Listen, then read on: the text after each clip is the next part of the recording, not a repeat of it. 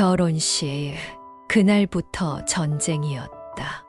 결혼식장에 장인의 이름, 성, 자가 새겨진 현수막이 걸렸습니다. 그날부터 시어머니는 며느리를 왕비라 불렀고 며느리는 시어머니를 하녀처럼 대하기 시작했죠. 아들은 말합니다. 이 집도 차도 결혼식도 다 장인어른이 해주셨어요. 그러니 우리 편은 처가입니다. 그런데요, 그가 사는 이 집, 시어머니인 내가 폐지를 주워가며 모은 돈으로 남몰래 사준 거였다는 걸 알게 된 건 너무 늦은 후였습니다. 폐지 주워 산 집, 결국 나 혼자 지켰습니다. 아들은 무릎 꿇었고 나는 짐을 쌌다. 그 집에서 날 내쫓은 그들, 이젠 내가 그 집을 떠납니다. 하녀 취급한 며느리, 내가 만든 집에서 쫓겨났다. 그 집 너희 거 아니야. 다시는. 나는 시어머니가 아니었다. 그냥 한 사람일 뿐이었다. 사람은 무너지고 집은 남는다. 모두 떠났고 이제 나를 위해 떠난다. 이야기를 시작하기 전 구독과 좋아요, 알림 설정을 꼭 눌러주세요. 이와 이 집도 장인어른이 해주셨어요. 결혼식 날 나는 축의금을 내밀려다 손을 떨었다. 주례가 마이크를 잡고 축사를 하는 와중에도 홀 정면엔 큼지막한 현수막이 걸려 있었다. 우리 딸을 위해 아낌없이. 정 회장 드림. 아, 그건 아니지. 나는 며느리가 미울 틈도 없었다. 그냥 참담했달까. 우리 아들은 양복 한 벌도 제대로 맞추지 못한 채 그날을 맞았고 나는 뒷짐진 채로 식장 구석에서 피곤한 눈을 꾹 감았다. 어머님, 친정아빠가 다 준비하신 거니까 너무 부담 갖지 마세요. 이게 신혼 첫날 밤 며느리가 내게 한 말이었다. 그 말 한마디에 난 부담을 느낀 게 아니라 굴욕을 느꼈다. 그런데 진짜 지옥은 그 다음부터였다. 신혼집 입주 첫날. 어머님, 이거 가구 고르실 때 브랜드 좀 알아보시지 그러셨어요.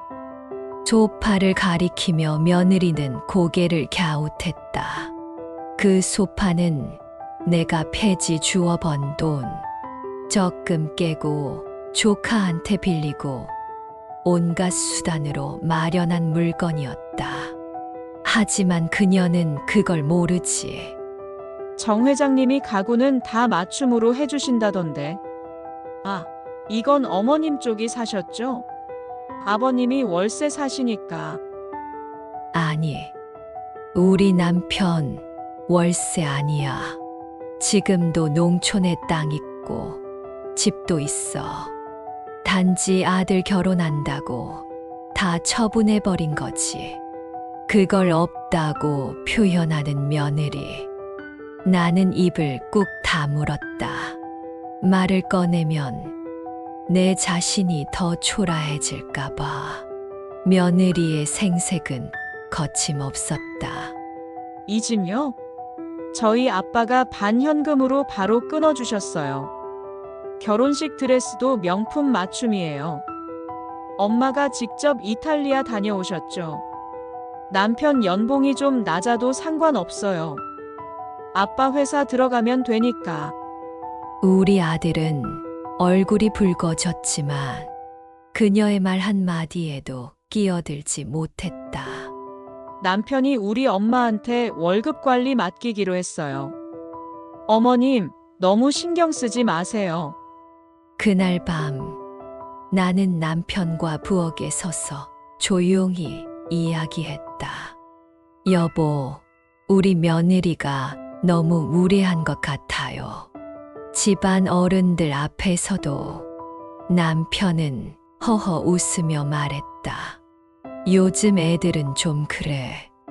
뭐, 걔네 집이 해준 것도 많고, 나라도 조금은 고개 숙이고 살아야지. 그 순간 내가 가장 아파했던 말은 나라도였다. 우리가 아니고 나였다는 것. 시댁을 무시하는 며느리의 은근한 폭력은 갈수록 심해졌다. 시댁 식사 자리는 한 번도 온 적 없다. 명절은 매년 처가에서. 조카 돌잔치도 아빠가 회식 있어서 못 가요. 어버이날에는 요즘은 꽃 안 줘요. 트렌드 안 해요. 그리고 결정타는 우리 남편 장례식에서 일어났다. 나는 눈이 퉁퉁 부은 채로 상복을 입고 향을 피우려는 순간 며느리의 목소리가 날카롭게 귀에 꽂혔다. 어머니, 이 장례식장 너무 낡았어요. 아빠가 오셨다가 자리 옮기시자고 하시네요. 이번에 새로 생긴 고급 장례식장 있거든요. 나는 막내딸에게 손을 꽉 쥐어줬다. 참아라. 여긴 내 아빠 마지막 길이야. 그 순간 내 속에서 뭔가가 탁 끊어졌다. 며칠 후 집으로 돌아온 나는 결심했다. 나는 내가 번 돈, 내가 팔았던 땅, 그리고 아직 남은 예금 전부를 변호사 사무실로 가져갔다. 이 집 명의요? 우리 아들 이름이긴 해요. 근데 제가 다 해준 거예요. 이혼할 땐 꼭 따져주세요. 장인어른이 한 건 없어요. 돈으로 다 되는 세상이라고 믿겠지. 그래, 잠깐은 그렇게 살아봐라. 내가 발 딛고 있는 그 마루바닥. 그건 내가 맨손으로 만든 거야.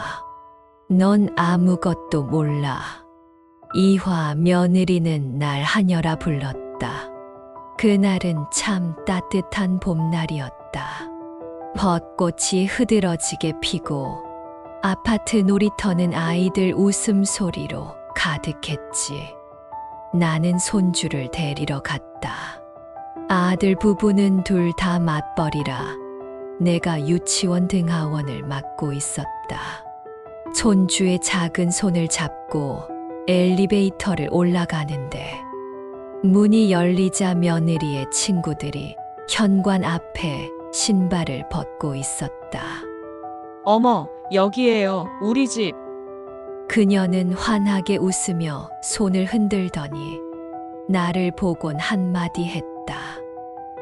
어머님 오셨어요? 이따가 음식 좀 도와주세요. 애들 있으니까 요리는 조심스러워서요. 나는 잠시 멈칫했다. 초면인 사람들 앞에서 나를 음식 도우미로 소개하다니. 어머, 시어머님이시구나. 젊으시네요. 와, 진짜 잘 지내시나 보다. 이렇게 같이 사시는 거예요? 그 말에 며느리는 웃으며 대답했다. 아니요, 같이 사는 건 아니고요. 낮에만 도와주시죠. 약간 요즘 유행하는 육아 도우미 느낌? 그 웃음 뒤에서 내 자존심이 박살났다. 며느리의 부탁은 날 명백히 도우미로 만들었다. 주방에 서서 샐러드 만들기, 아이 친구들 도시락 나눠주기, 바닥 청소, 쓰레기 정리, 그리고 친구들 귀가 후 설거지까지. 그녀는 입 한 번 열지 않았다. 고생하셨다는 말조차 없이 소파에 앉아 SNS에 육아 파티 사진을 올리고 있었다. 사진 속 나의 모습. 앞치마 두르고 고개 숙인 채 설거지하는 노년의 여자. 그날 밤 나는 아들에게 조심스레 말했다. 아들아, 나 이런 식으로 불쾌하게 느껴지는 상황은 좀 힘들다. 친구들 앞에서 그렇게 소개하는 건. 하지만 아들은 말끝을 잘랐다.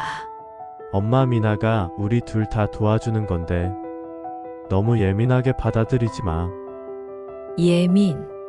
내가 예민해서 그런 걸까? 나는 그날 아무 말 없이 집으로 돌아왔다. 혼자 끓인 라면 한 그릇을 먹으며 손에 남은 기름때를 물로 닦아내며 서럽게 울었다. 며느리는 한 번 더 날 무너뜨렸다. 다음 주 며느리는 집에 청소업체를 부르며 내게 말했다. 어머님, 오늘은 괜찮아요. 집은 업체가 할 거니까 어머님은 애 데리러만 다녀오세요. 아, 그리고 혹시 시간 괜찮으시면 저희 방도 좀. 침구 빨래는 업체가 안 해줘서요. 나는 멈췄다. 내 방. 나는 며느리의 얼굴을 바라봤다. 그녀는 해맑게 웃었다. 그 웃음 속에서 나는 내가 식모가 되었음을 직감했다. 며느리는 점점 대놓고 날 부렸다. 명절 전날 어머님, 갈비찜이랑 잡채 부탁드려요. 아들이 없는 날 택배 좀 받아주세요. 냉장고에 넣어주시면 되고요. 손주 학교 행사 제가 바쁘니까 대신 가주시면. 그리고 가장 참을 수 없었던 날이 있었다. 그날 오후 단지 내 카페에서 나는 동네 지인과 커피를 마시고 있었다. 그때 며느리가 친구와 함께 그곳에 들어왔다. 어머님, 여기 계셨어요? 그녀는 내 옆에 앉은 지인을 향해 말했다. 이분은 저희 집 도와주시는 어른이에요. 애기 봐주시고 집안일도 살짝. 지인은 당황한 듯 날 바라봤다. 나는 웃을 수도 울 수도 없었다. 그저 고개를 끄덕였다. 왜냐하면 그 순간 내가 말을 하면 내가 무너지니까. 며칠 뒤 나는 준비한 상을 차려놓고 아들과 며느리를 기다렸다. 남편 제삿날이었다.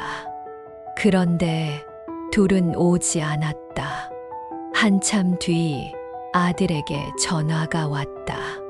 엄마, 미안해. 미나가 오늘 엄마랑 약속이 있어서 나도 좀 피곤하고 다음 주에 갈게. 그날 나는 제사상 앞에서 혼자 앉아 남편 사진을 바라봤다. 당신 보고 있죠? 나 지금 집안에서 하녀로 살고 있어요. 당신 아들 지금 그쪽 편이에요. 며느리가 나를 하녀로 불렀다. 하지만 기억해둬라. 진짜 하녀가 누구였는지는 이 집이 무너질 때 알게 될 거다.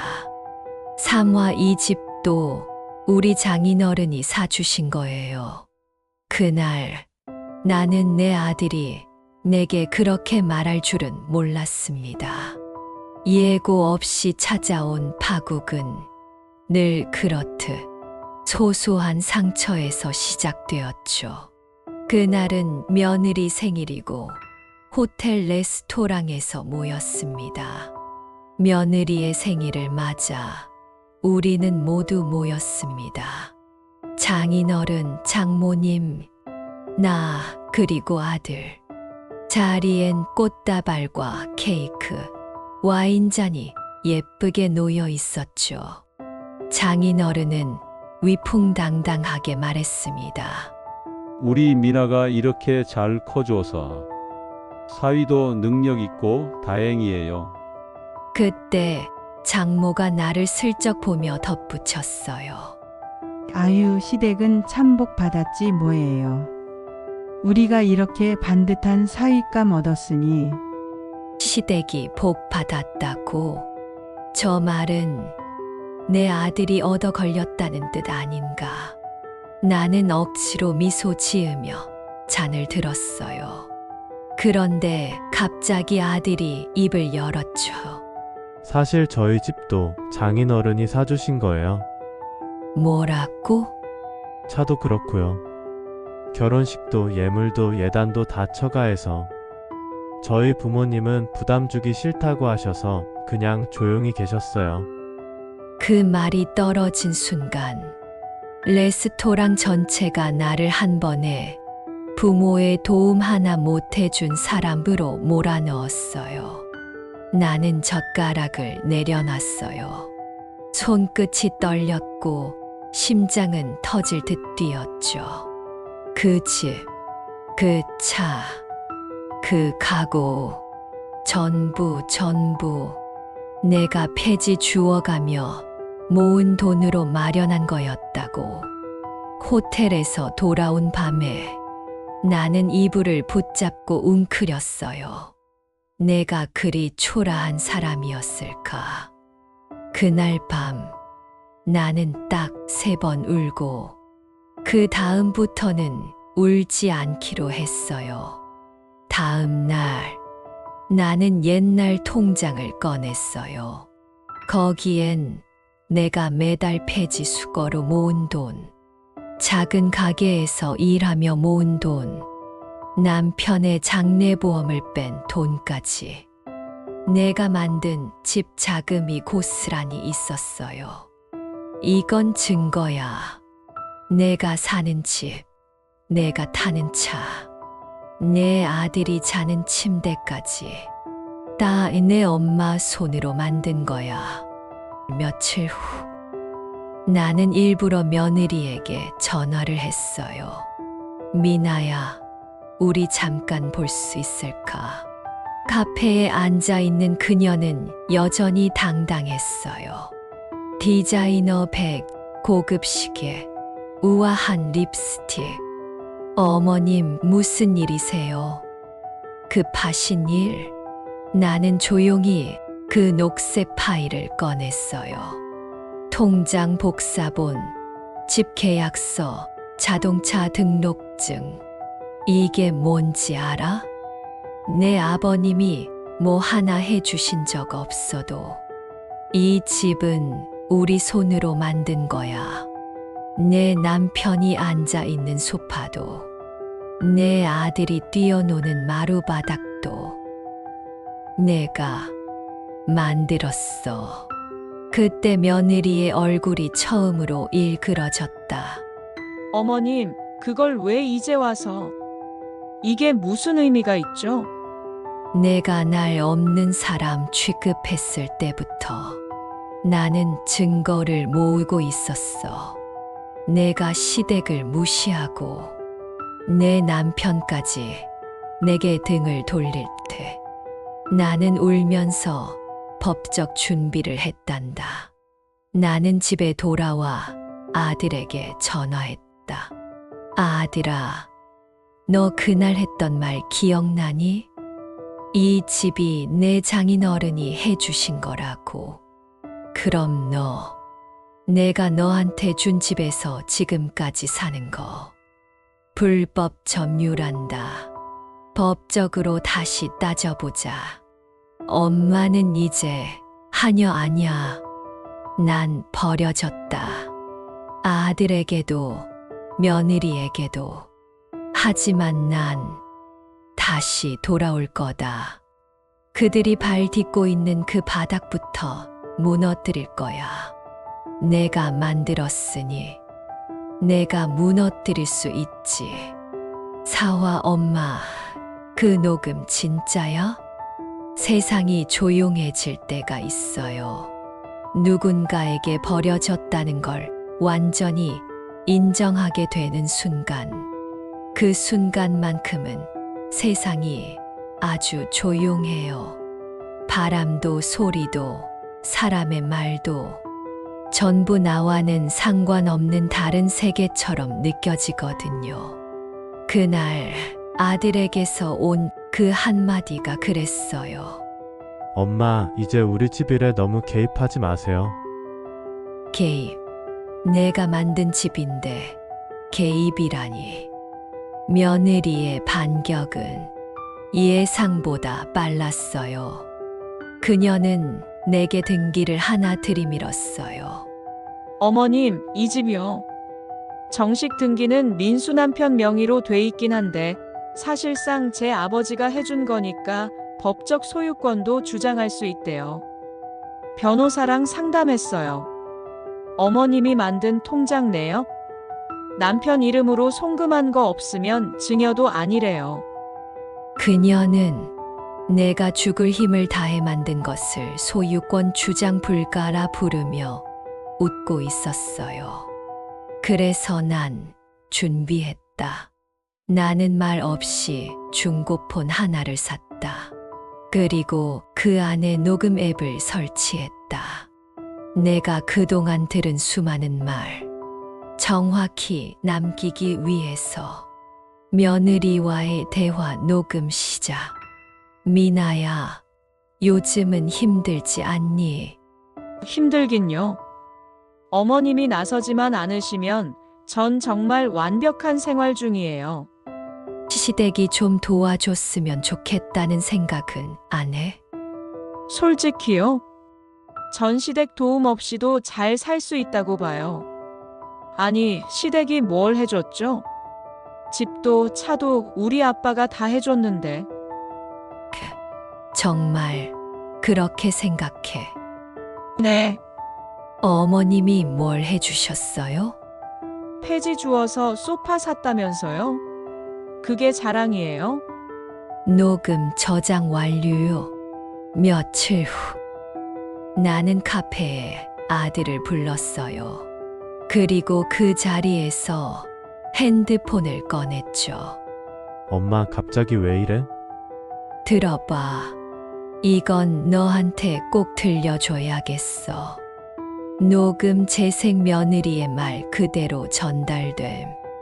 폐지 주워서 소파 샀다면서요? 그게 자랑이에요? 시댁이 뭘 해줬죠? 전 시댁 도움 없이도 잘 살 수 있다고 봐요. 그때 아들의 반응은 침묵이었어요.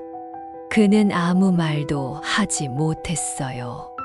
고개를 숙인 채 녹음이 끝날 때까지 말 한마디 없었죠. 미나가 그런 말을 했다고요? 아들아, 그 집 내가 샀다. 너 앉아 있는 소파도, 너 잠드는 침대도, 너 태어난 그날부터 지금까지의 모든 집도 또 내가 만든 거야. 아들의 눈빛이 흔들렸어요. 하지만 그 순간 그는 한숨을 쉬며 말했다. 그래도 미나랑은 싸우고 싶지 않아요. 엄마는 엄마대로 존중받아야 하지만 지금은 그냥 조용히 좀. 그 말에 난 조용히 일어났어요. 그래, 엄마는 조용히 있을게. 하지만 기억해라. 엄마가 조용하다는 건 지켜보고 있다는 뜻이다. 난 속으로 말했죠. 나는 조용히 증거를 모으고 있다. 폐지처럼 버려졌던 내 시간과 노력들이 이제 법이라는 칼날이 되어 그들을 향해 돌아올 거다. 5화 녹음하신 거요. 그거 명예훼손이에요. 사람이란 자신이 위에 있다고 느낄 때 눈앞에 도리를 보지 않습니다. 딱 지금 내 며느리가 그랬어요. 날 하녀라 부르던 그 입으로 이젠 날 가해자로 만들겠다고 했습니다. 며느리가 그날 오후 나에게 전화했어요. 어머님, 잠깐 뵐 수 있을까요? 조용히 말씀드릴 게 있어서요. 나는 차마 거절하지 못했어요. 애가 둘이나 있는 집 며느리. 한때 내 자식처럼 아꼈던 아이니까. 그런데 그녀의 첫 마디가 이거였습니다. 녹음하신 거요. 변호사랑 얘기해봤는데 명예훼손으로 고소할 수 있다고 하시네요. 나는 멍해졌어요. 뭐라고? 허락 없이 녹음하셨죠? 사적인 대화, 불법 녹음이에요. 공개하거나 법정에 제출하면 저희 측에서도 가만히 있지 않아요. 그녀는 차를 한 모금 마시더니 말끝에 쐐기를 박았습니다. 가족 간엔 서로 이해가 중요한 거잖아요. 저도 어머님 감정은 이해하지만 이건 선을 넘으신 거예요. 그 순간 내 귀에서 뭔가 찢어지는 소리가 났습니다. 가족, 이해, 선을 넘었다고? 그럼 날 하녀처럼 부르던 건 뭔데? 내가 낸 돈은 다 어디로 갔고? 왜 내가 피해자인데 가해자 취급을 받아야 하지? 며느리는 일어서며 한마디 했어요. 저희 민수도 이 문제에 대해선 저랑 입장 같아요. 어머님, 민수한테 너무 기대지 마세요. 민수도 내 아들도 너랑 한편이란 거야? 그리고 며칠 후 아들과 대면했습니다. 나는 아들을 불렀습니다. 카페도 집도 아니고 우리 부부가 마지막으로 함께 갔던 공원. 그 자리에서 난 담담히 물었습니다. 아들아, 너 미나 말처럼 녹음 파일 때문에 나를 고소할 수 있다고 생각하니? 아들은 말을 아꼈어요. 하지만 침묵이 더 깊은 배신이었어요. 엄마, 나 지금은 가정이 더 중요해. 그 한마디에 나는 정말로 웃음이 나왔어요. 실성한 사람처럼 소리 없이 웃었죠. 가정이 중요하구나. 그래, 내 말 맞다. 그런데 그 가정은 엄마가 피땀 흘려 만든 바닥 위에 지어진 거다. 그걸 이제 내가 걷어차는구나. 아들은 고개를 숙인 채 아무 말도 하지 않았어요. 나는 조용히 일어나 마지막 말을 남겼습니다. 내 아들, 내 딸, 그리고 내가 사는 이 집, 전부 사랑이 아닌 배은망덕으로 세워졌다는 걸 언젠가 깨닫게 될 거다. 며느리는 그 뒤로 나를 친척 단톡방에서 제외시켰습니다. 명절 인사 한마디도 없었고 손주의 사진도 끊겼습니다. 그리고 결정적으로 시어머니가 정신적으로 불안정하다는 소문이 퍼지기 시작했죠.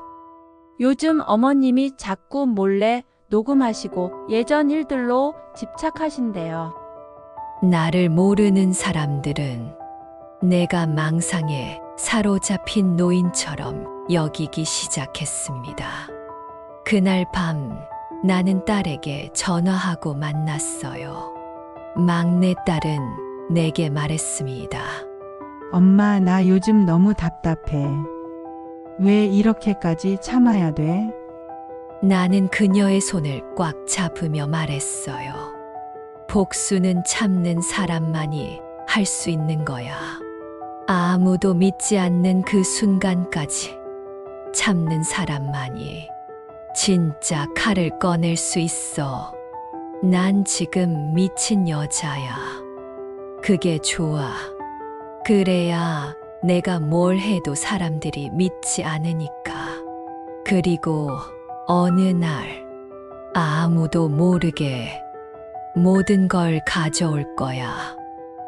그게 내가 이 집을 만든 사람으로서 마지막으로 해줄 일이지. 육화 그 집, 이제 제 손으로 지우겠습니다. 사람은요, 바닥에 누웠을 때만이 하늘을 제대로 볼 수 있다고 하더군요. 맞는 말이에요. 저는 바닥에 엎드려 있던 그 몇 달 동안 그들이 얼마나 작고 가소로운 존재인지 아주 똑똑히 봤거든요. 막내딸이 내게 조용히 말했습니다. 엄마, 그만 참아요. 변호사랑 얘기해봤는데 증거 충분하대요. 불법 녹음은 적용 안 된다고 하셨어요. 한쪽 당사자가 참여한 대화면 괜찮대요. 나는 입을 굳게 다물었습니다. 내가 지닌 카드가 꽤 괜찮다는 걸 알게 된 순간 나는 조금씩 평정심을 되찾았어요. 엄마, 진짜 다 싸워볼 거죠? 나는 고개를 천천히 끄덕였습니다. 그날 밤 서랍에 서서 나는 손 떨리는 손으로 남편과 함께 적어놨던 오래된 노트를 꺼냈어요.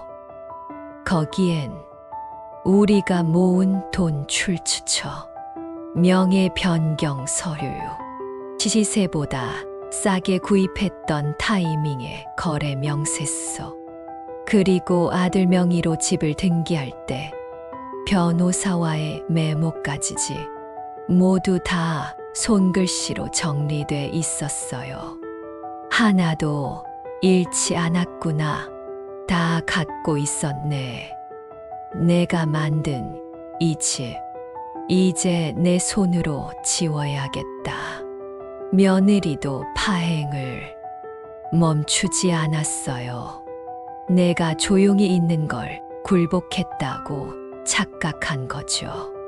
아이 학교 행사엔 날 부르지 않았고 SNS엔 시어머니와의 거리두기 성공이란 말도 올렸고 친구들 모임에서 어머님은 예전 분이시라 대화가 안 돼요라고 말했다더군요. 그러면서 아들에게는 이렇게 말했다고 했어요. 민수야, 엄마가 우릴 공격하려 해. 나중에라도 재산 요구하면 나 이혼할 거야. 이혼. 그녀는 언제나 칼자루를 들고 있었어요. 문제는 아들이 그 칼을 막아주지 않는다는 거였죠. 다음 날, 나는 아들의 집을 찾아갔어요. 며느리는 문을 열고 고개를 갸웃했죠.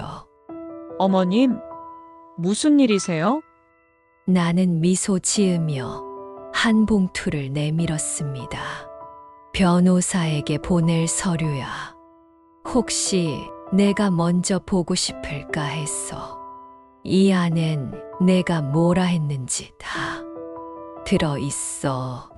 너와 민수의 대화 녹취록도 있고, 내가 낸 돈 내역도 정리돼 있고, 그리고 결정적으로 이 집, 내가 말한 것처럼 장인어른이 사준 게 아니라는 증거도 있어. 며느리의 눈이 흔들렸다. 어머님, 지금 이거 협박이에요? 아니, 정의라고 하지. 그동안 내가 날 미친 노인 취급했으니 이제 그 대가를 치를 차례야. 나는 그녀의 얼굴을 조용히 바라보며 마지막 말을 던졌어요. 넌 가정이 뭐라고 생각하니? 쇼윈도 안에 예쁜 가구 갖다 놓고 부모는 바깥에 세워두는 게 가정이야? 난 말이야. 가정이 무너지기 전까지 아무리 짓밟혀도 참는 사람이야. 하지만 지금부터는 내가 무너뜨릴 차례야.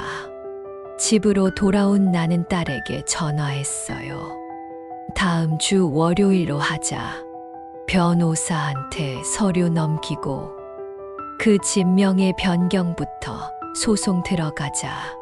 사람들은 내가 울고만 있다고 믿었다. 눈물로 속을 비워내는 동안 난 날카로운 칼을 갈았다. 이제 그 칼을 꺼낼 때다.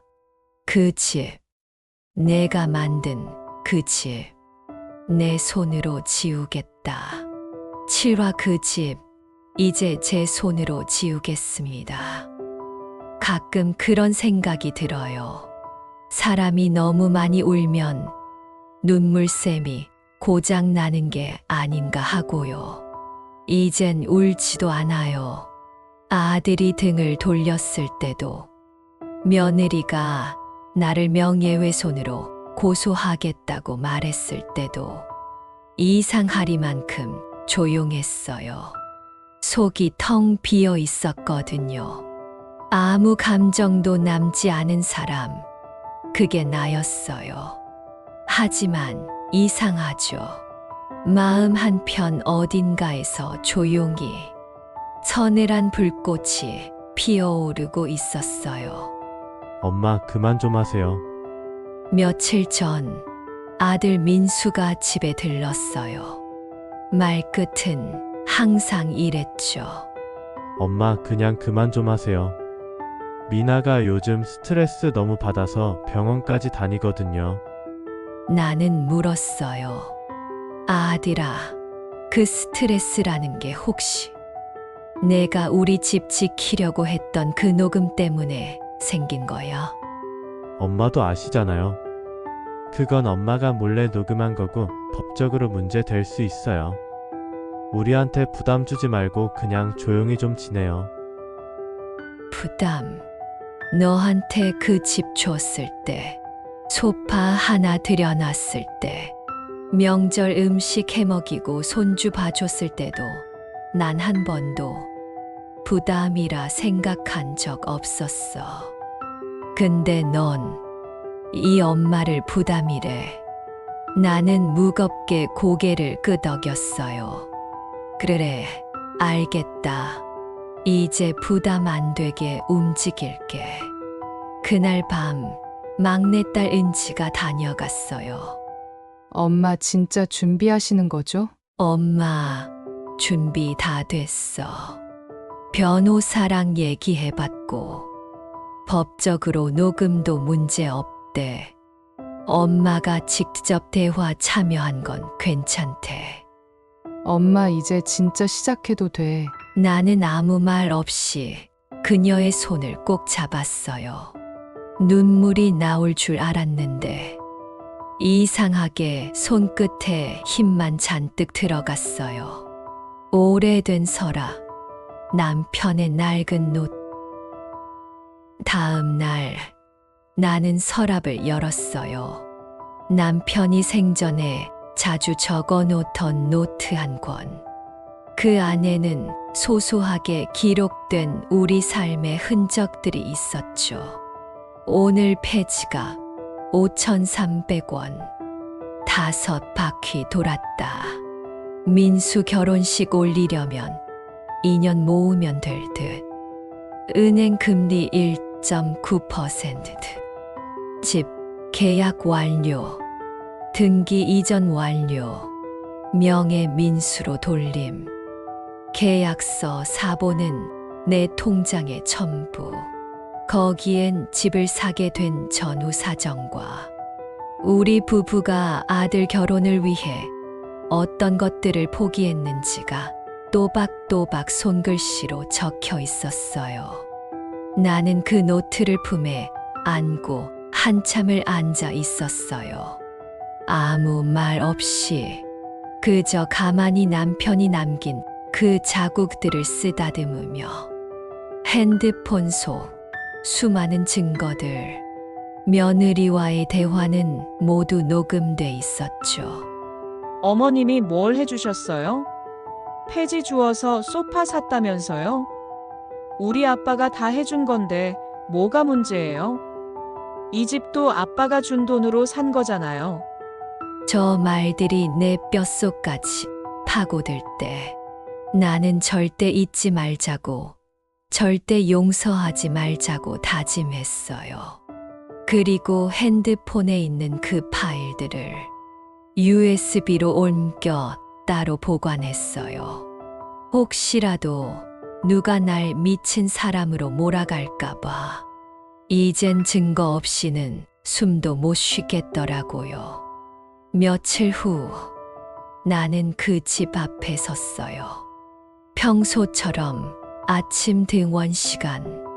며느리는 아이를 유치원에 데려다 주고 막 돌아오던 길이었어요. 어머님, 웬일이세요, 갑자기? 나는 봉투 하나를 내밀었어요. 이 안에 너랑 나눴던 대화 녹취록이랑 내가 낸 돈 기록이 들어있어. 그리고 내 장인어른이 내 입으로 뭐라 했는지도 포함돼 있어. 며느리는 얼굴이 굳었어요. 어머님, 지금 이거 무슨 협박이라도 하시겠다는 건가요? 협박. 아니지. 사실 확인이지. 내가 앉아있는 소파. 그거 내 손이야. 나는 그녀에게 조용히 말했어요. 내가 말하던 그 소파, 그 냉장고, 내 아들 뛰노는 마루 바닥. 전부 내가 고른 거야. 난 너희 엄마처럼 큰 돈은 없었지만 하루에 몇 푼씩 모아서 만든 거야. 그런데 넌 그걸 그냥 없던 걸로 만들더라. 이제부터 그 없던 걸로 만든 것들을 하나씩 없애줄게. 왜냐면 그게 내 거였으니까. 법적 절차의 시작. 그날 밤 나는 은지와 함께 변호사 사무실을 찾았어요. USB를 건넸고 통장 사본과 계약서, 아버지의 노트도 함께 제출했어요. 변호사는 고개를 끄덕이며 말했어요. 충분히 입증 가능합니다. 사실상 기여도가 입증되고 심지어 그 과정에서 시어머니에 대한 명예훼손 정황도 보입니다. 진명의도 다툴 수 있어요. 아드님 명의로 올렸지만 실질적 구매자가 어머님이시니까요. 밤에 집으로 돌아오는 길, 나는 걸음을 멈췄어요. 하늘이 아주 맑았어요. 별이 다 보일 정도로. 당신 보고 있죠? 당신이 떠난 후 우리 아들, 우리 며느리, 당신을, 우리를 모두 쓰레기처럼 여기고 살더라. 그래도 괜찮아요. 당신이 서랍 안에 남겨준 그 노트 한 권 때문에 이제 나 다시 일어났어요. 그 집 이제 제 손으로 지우겠습니다. 사람들은 말하죠. 가족 간 문제는 법정까지 안 가는 게 좋다고. 그래요. 그렇게 말하는 사람들은 대부분 부모 입장이에요. 자식이 뭘 잘못해도 품어주고 싶고, 남의 집 딸이라도 며느리면 그냥 넘기고 싶고, 그렇게 참고 참다가 나는 여기까지 왔어요. 내용 증명 보냈다고요? 며느리는 예상보다 빨랐어요. 내가 변호사를 선임하고 내용 증명을 보낸 지 이틀 뒤, 그녀는 민수에게 통곡하듯 말하며 전화를 걸었어요. 오빠, 이게 말이 돼? 어머님이 우리 집에 명도 소송 걸겠대.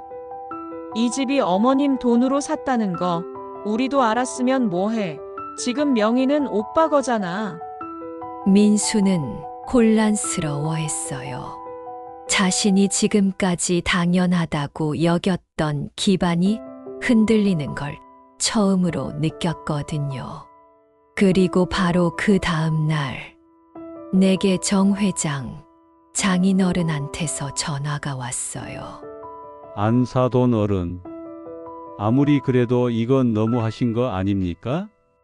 그깟집 한 채 때문에 딸내미 내쫓고 사위랑 이혼시키시겠다고요? 나는 그 말을 그대로 되물었어요. 그깟 한 채요? 회장님, 그깟이라고 표현하신 그 집 때문에 제가 어떤 세월을 보냈는지 아십니까? 그래도 가족이잖아요. 가족요? 그럼 당신 딸이 날 하녀 취급하고 폐지 주워 소파 샀다고 비웃던 것도 가족 간의 애정이었나요? 우리 미나가 좀 철이 없긴 해도 아니요. 철 없는 게 아니라 뿌리 없는 겁니다. 사람은 뿌리를 무시하면 다 무너져요. 그걸 이제 가르쳐 주려는 겁니다. 민수가 집에 찾아왔습니다. 엄마 지금이라도 멈춰요. 얼굴은 초췌했고 눈빛엔 혼란이 가득했어요. 엄마 나 진짜 몰랐어. 집을 엄마가 사줬다는 거. 미나한테도 그냥 우리 장인어른이 해준 줄 알았다고만 했었어. 나는 고개를 저었어요. 넌 몰랐다고 하겠지. 하지만 왜 몰랐는지 생각해봐. 내가 말 안 했기 때문일까? 아니야. 내가 들을 생각이 없었기 때문이야. 엄마, 난 그냥 조용히 살고 싶었어. 우리 가정 깨지는 거 싫다고. 애들도 있고 뭐든지 덮고 싶었어. 덮으라고? 민수야, 내가 살고 있는 그 집은 덮은 진실 위에 지어진 거야. 나는 내가 덮는 동안 밟히고 짓밟히고 찢어졌어. 다음 날 오후 정 회장이 내 앞에 나타났어요. 고급 외제차에서 내린 그는 긴 양복에 선글라스까지 낀 채 나를 내려다보며 말했죠. 안 사돈 어른. 지금 상황 좀 냉정하게 보시죠. 우리 미나 지금 우울증 직전입니다. 이대로 소송 들어가면 언론에라도 알려지면 양가 체면이 말이 아니에요. 나는 고개를 들었어요. 그래서 이쯤에서 그냥 멈추자고요? 네. 그게 모두를 위한 길입니다. 나는 조용히 물었어요. 그럼 회장님, 한 가지만 여쭤볼게요. 회장님 딸이 시어머니를 하녀 취급했다는 사실은 인정하십니까? 그건 뭐 좀 과한 표현이 있었을 수도. 그럼요.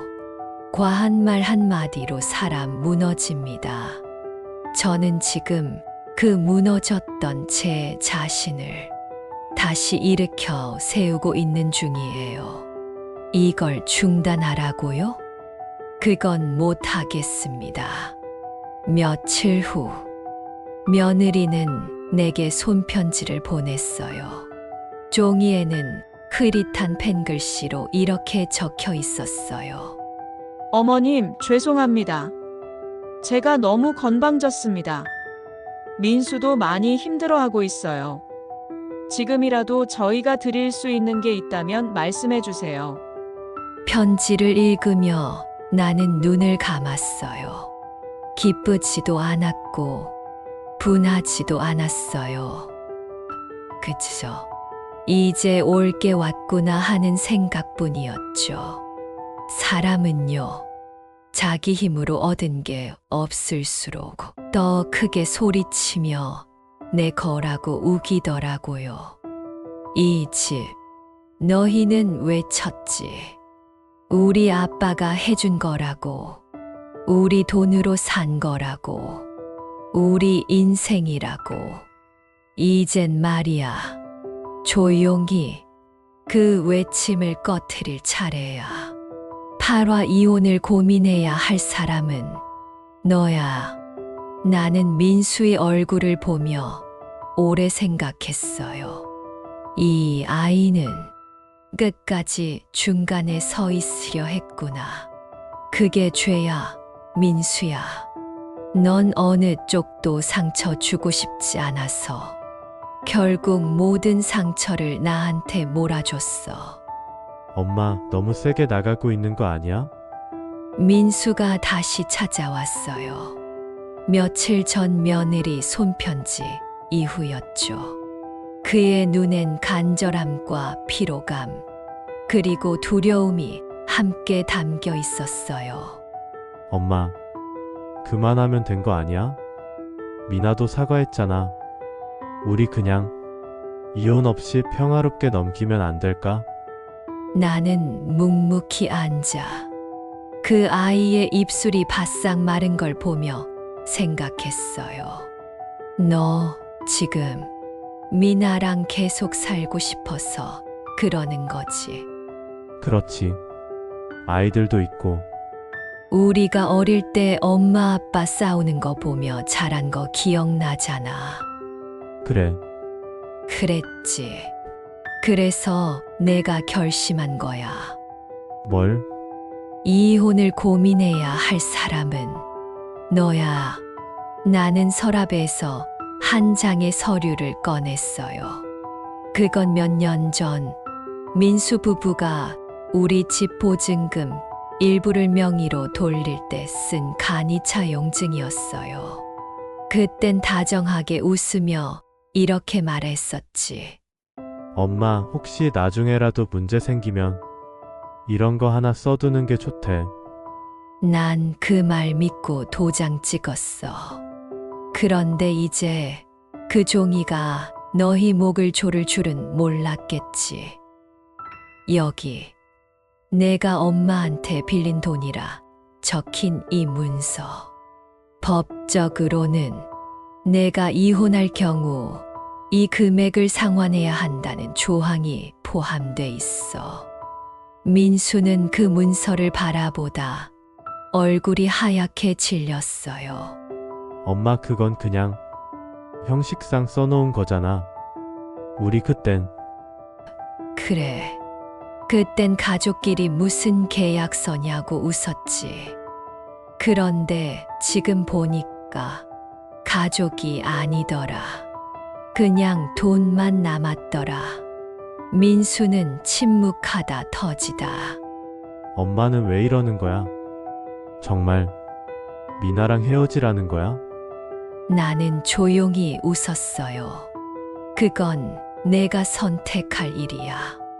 근데 분명한 건 이혼을 고민해야 할 사람은 너야. 지금껏 중간에 서 있었지만 사실은 내가 둘 다 속이고 있었거든. 며칠 뒤 장인어른은 민수를 호출했대요. 식사 자리에서 그가 말했답니다. 너 왜 그렇게 물으냐? 너한테 해준 게 얼만데 시댁한테 꼬리 내리냐? 그 말에 민수가 조용히 말했다더군요. 아버님, 그 집 어머니가 폐지 주워가며 산 거였어요. 몰랐어요.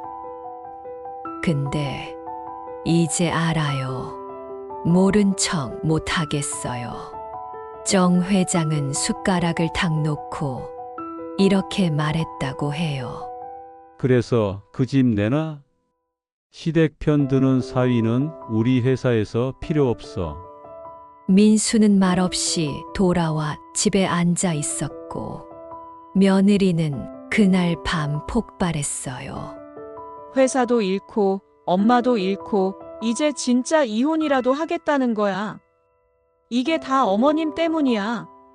며칠 후 나는 민수에게 마지막으로 문자를 보냈어요. 지금부터는 내가 아들을 포기할 차례야. 넌 이 가정이 중요하다고 했지만 나는 이 진실이 더 중요했어. 진실 없는 가정은 그냥 무대야. 나는 이제 그 무대를 걷어낼 거야. 이제 민수의 눈도 달라졌고 며느리는 점점 초조해졌고 장인은 자존심의 금이 갔다. 하나씩 부서지고 있다. 이 집을 만들기 위해 내가 견뎌야 했던 모든 것들이 지금 그들을 향해 돌이 되어 날아가고 있다. 그래, 이 집은 내가 지었고, 이제 내가 무너뜨린다. 구아, 이제 널 아들로 보지 않기로 했다. 사람 마음이란 게 그렇더군요. 너무 오래 아프면 나중엔 아픈 것도 지칩니다. 슬픔이 화로 바뀌고 화가 차가움으로 굳고 그 차가움이 결국 사람을 돌처럼 만들어요. 난 이제 돌이 됐어요. 그리고 그 돌은 이제 누구도 흔들 수 없어요. 민수는 점점 처가에서 밀려나고 있었고, 장인어른은 결국 회사에서도 알아서 정리하라고 말했대요. 그러자 며느리는 폭발했습니다. 내게 전화를 걸어왔죠. 아니, 전화라기보다 분노의 포효였어요. 어머님, 다 어머님이 만든 일이에요. 우리 집안이 다 망가졌다고요. 민수는 일도 잃고 나도 애들 때문에 우울증 오고 그깟집 한 채 때문에 다 망쳐놓고 기분 좋으세요. 나는 조용히 말했죠. 망가진 건 내가 아니라 너희들이 세운 거짓말이야.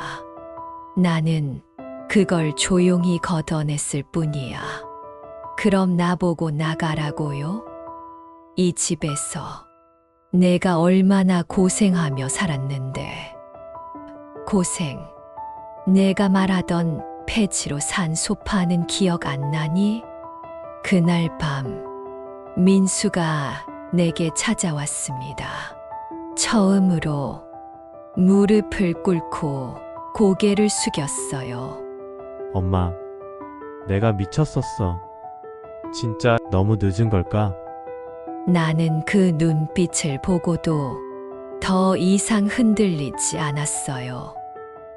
그래, 늦었어. 난 그냥 엄마도 미나도 둘 다 지키고 싶었던 거야. 아니야. 넌 누구도 지킨 적 없어. 그냥 두려워서 숨었던 거야. 나는 처음으로 민수에게 진심을 꺼냈어요. 내가 널 위해 집을 샀을 때 내가 가족을 지킬 거라 믿었기 때문이야. 근데 넌 내가 짓밟힐 때, 내가 하녀처럼 불릴 때, 내가 울부짖을 때, 한 번도 날 안아준 적 없어. 그래서 결심했어. 이제 널 아들로 보지 않기로. 이제부턴 그냥 남처럼 대할 거야. 이제 널 아들로 보지 않기로 했다. 며칠 후, 민수에게서 연락이 왔습니다. 미나가 애들 데리고 친정 갔어. 아버님이 다시 받아주시겠대. 나만 남았어, 이 집에. 그래, 결국 며느리는 자기 돈으로 산 줄 알았던 그 집에서 쫓겨나듯 나갔어요. 나는 민수에게 말했어요. 이 집은 내가 만들었고, 내가 배신으로 얼룩지게 했고, 이제 다시 내 거야. 그 애는 떠났고, 아들은 무릎 꿇었고, 집은 다시 내 것이 되었다. 난 이제 그 어떤 기대도 없이 산다. 사랑도, 존경도, 인정도 바라지 않는다. 그저 기억하길 바란다. 이 집은 폐지 줍던 여자가 지었고, 모든 진실은 결국 돌아온다는 걸. 시집과 이 집은 이제 나를 위한 집이어야 했어. 기억이란 게 그렇더군요. 모진 말보다 더 오래 남는 건 마지막 눈빛이에요. 민수가 마지막으로 나를 부를 때 그 눈엔 후회와 슬픔이 뒤섞여 있었어요. 하지만 이상하게도 그 어떤 말보다도 늦었구나 하는 생각이 먼저 들었어요. 며느리는 아이들을 데리고 친정으로 완전히 돌아갔고, 민수는 홀로 남은 집에서 매일 밤 거실 불만 켜놓고 TV를 바라보다 잠든다고 했어요. 어느 날 그 아이가 내게 와서 말했죠. 엄마, 나 다시 시작하고 싶어. 미나랑도 아니고 누구랑도 아니고 그냥 엄마랑 예전처럼 엄마 밥 먹고 대화하고 그렇게 살고 싶어. 나는 고개를 천천히 저었어요. 민수야, 넌 참 착한 아이였다. 그래서 더 잔인했어. 엄마, 넌 결국 끝까지 내가 안전한 곳에만 머물렀지. 엄마가 얼마나 무너지는지 그걸 봐도 넌 안 나섰어. 나는 작은 트렁크 하나를 꺼냈어요. 그 안에는 몇 가지 옷과 남편의 노트, 그리고 손주가 그려준 그림 한 장이 들어 있었어요. 그림 속엔 나와 손주가 함께 웃고 있었죠. 그게 내가 이 집에서 가져갈 전부였어요. 벽엔 아무것도 남기지 않았어요. 집만 남기고 사람은 떠나는 것. 그게 진짜 복수였어요. 나는 변호사에게 문서를 하나 더 맡겼습니다. 이 집은 나 죽은 후 사회복지재단에 기부해 주세요. 내 이름은 지우고 그냥 어떤 할머니가 남긴 집으로 남기세요. 나는 이 집을 되찾았지만 이젠 누구에게도 넘겨줄 생각이 없었어요. 내 아들에게도 내 손주에게도. 내가 떠나기 전 민수가 현관 앞에서 막아섰어요. 엄마, 제발 그냥 함께 살면 안 돼요? 나 혼자 너무 외로워. 나는 그의 눈을 똑바로 바라보며 말했어요. 민수야, 엄마는 내 엄마가 아니라 그냥 사람이야. 지금부터는 나도 나를 돌보며 살 거야. 그 말에 민수는 흐느끼듯 울었어요. 하지만 나는 더는 손을 내밀지 않았습니다. 이 집은 내가 만들었고, 내가 버림받은 곳이고, 내가 다시 되찾은 곳이다. 하지만 이젠 이 집은 나를 위한 집이어야 했고, 그럴 수 없다면 떠나는 게 맞다. 이제 나를 위한 인생으로 간다. 나는 기차에 몸을 실었다. 흔들리는 기차 안, 창밖으로 낯선 풍경이 펼쳐진다. 햇살이 들어오고 손엔 따뜻한 커피와 작은 꽃 한 송이. 그동안 나는 누군가의 엄마, 누군가의 시어머니, 누군가의 뒷배경이었다. 하지만 지금 나는 나 자신으로 처음 살아보려 한다.